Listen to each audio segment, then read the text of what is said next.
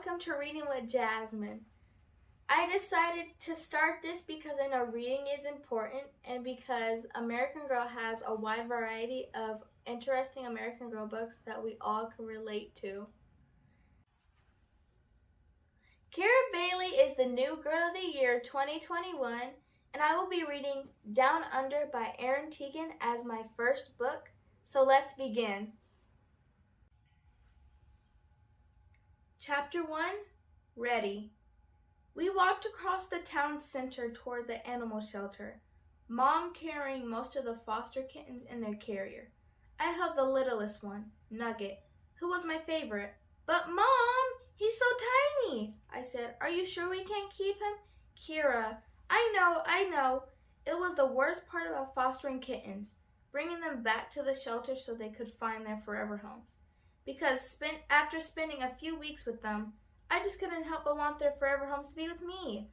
We passed the fountain where the little kids splashed, the hot dog cart setting up for the day, the library. I checked my watch. 2 minutes until 10 o'clock.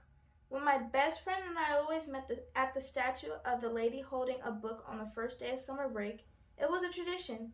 Except Layla wasn't coming this year, not since she got a new best friend. Mom must have caught me looking at the statue because she said, "Here, hand me that kitten. I'll check them in. You go ahead and meet Layla." Nugget snuggled into my neck. "I don't have anywhere to go, remember?" Mom frowned. "Are you and Layla still arguing?" "Mom," I said, "she doesn't want to be friends anymore. Layla only had time to be friends with the girls on her soccer team now. It was a fact of life.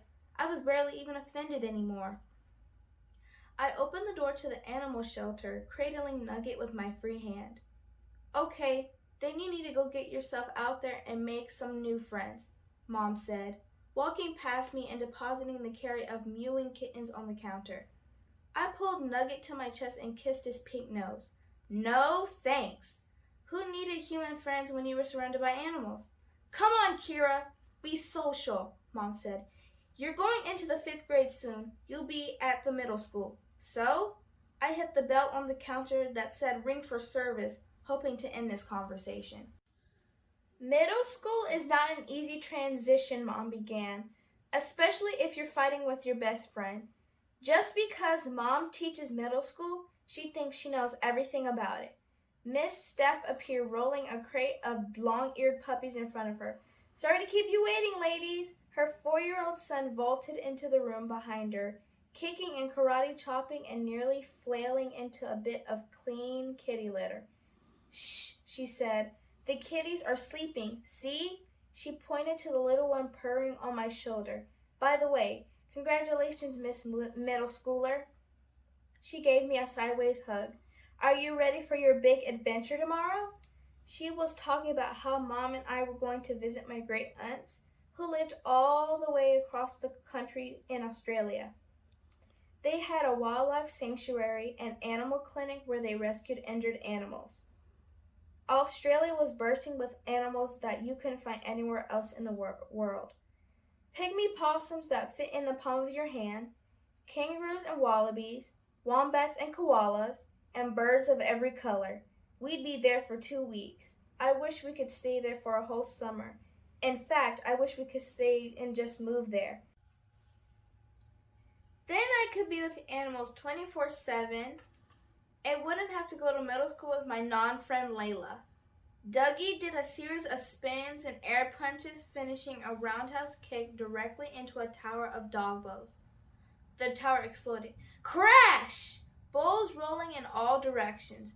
"Are you sure you can't stay here and babysit Dougie for me?" Miss Steph asked with a groan. Then she smiled and went back into the office to get the kitten's paperwork. "I remember when I first got to middle school," Mom said, laughing right back into my least favorite topic. "I had a real time coping with the lockers." She looked at me sympathetically. "Are you worried about all the schedules and finding your classes, or all the new people?"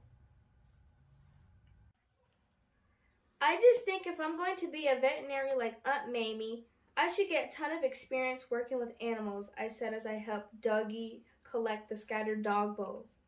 "Maybe I could stay in Australia and help Aunt Mamie in the clinic. I could do middle school online," I added. People People do that, you know. It's a thing. She wasn't buying it. Well, it's not a thing in our family, Kira, Mom said, wincing as Dougie restacked the bowls into a teetering tower. Maybe you should try and make up with Layla. You two have been best friends since kindergarten. You can't throw that kind of friendship away. We tried at first to be all friends, Layla and me and the other soccer girls, but they only wanted to watch soccer or play soccer or talk about soccer. And I only wanted to do stuff with Layla and I used to do, like play with the kittens or hop on rocks in the creek and look for frogs.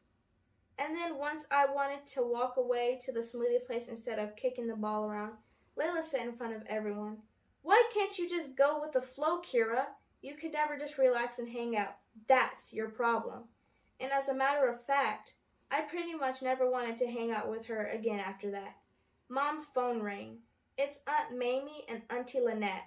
She accepted the video call and my aunt's faces came into focus. "Do you have any new Joeys?" I asked right away. "Well, hello to you too," Auntie Lynette said, grinning. "In fact, we do," Auntie Mamie said. "This one you have to see for yourself." She leaned over a little pen, and we could see a basket with a blanket inside.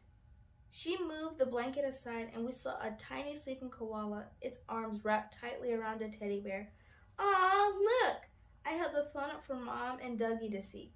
We all oohed and awed until Auntie Lynette exclaimed, "Crikey, do you hear yourselves?" "We can't help it," I said, because loving animals ran in our family, and that meant we couldn't resist a cute animal. And this one was the cutest. Auntie Lynette's face filled the phone. "I found a giant heap of kangaroo dung today. You want to see that too?" "Yes, please," Dougie shouted. "She's talking about poo, Dougie," I said, and he screeched and ran off. "Ew!" Auntie Mamie took the phone back. "This little Joey's in quarantine for a few more days to make sure he doesn't have any contagious diseases, but he should be in the clinic by the time you get here." She covered the koala back up. "Have you named him yet?" I asked. "Not yet. You have one in mind?" I thought for a moment. My dad used to call me Bean because he said I was just a little bean when I was born. He died 3 years ago when I was 7, but this was one of the things I still remembered. "How about Bean?" I suggested, because he's so small. Auntie Mamie brightened. "You know, that's perfect a name for him. He's like a little bouncing bean." Miss Steph came back into the room to get the kittens, and I returned the phone to Mom. Gently, I put Nugget back in the box with his meowing kittens and brothers. "Don't cry," I said, giving them each a kiss on their fuzzy little heads. "You'll all find nice homes, and don't worry about me. I'll be in Australia taking care of the animals there." I patted the feisty black and white one. "And no biting, Mr. Spots. Families don't like it when you bite their kids, no matter how cute you are." Miss Steph leaned over the box with me. "Just preparing them for their future," I said. "Thank you for that," she said with a smile. I spent a lot of time preparing for stuff. I knew how important it was to be prepared. I heard Mom saying goodbye to Aunt Mamie and Auntie Lynette. I could hardly wait another minute. "See you on Monday," Auntie Mamie said. Even though we were leaving on Friday, with the time change and huge distance between Michigan and Australia, it would be Monday when we arrived in Brisbane. "Safe travels," Miss Steph called as we left the animal shelter. Mom turned to me once we were outside. "Ready for this?" 2 weeks in Australia, taking care of animals and visiting my favorite aunts of all time? I nodded.